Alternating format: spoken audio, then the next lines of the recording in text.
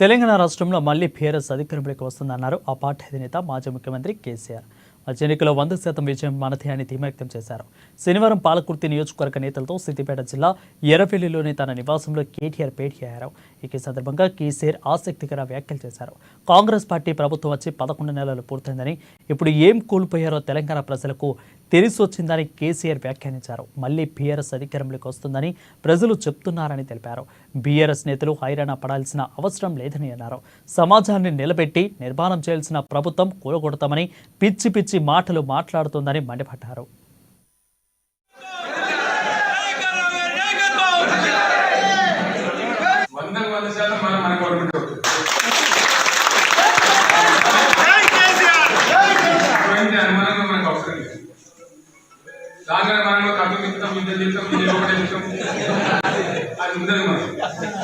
ఈ లంక పని మంచి ప్రజలకు మంచి పని కాపాడాలి ప్రభుత్వం అంటే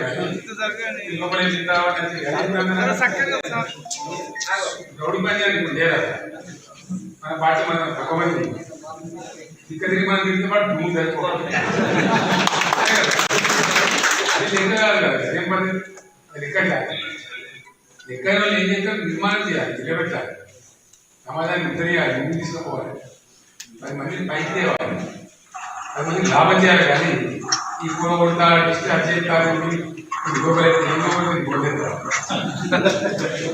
పిచ్చి మాటలని చందాలమైనటువంటి మాట్లాడతారు. నాకు అర్థం కాదు, పద్ధతే గవర్నమెంట్ వాళ్ళు మాట్లాడే మీరందరూ వింటున్నారు కదా, అదే లెక్క నాకు అర్థం కాదు. దానికి గవర్నమెంట్ కావాలి కాబట్టి చిత్రాంతం సిద్ధాంతం మనకు రావాలి.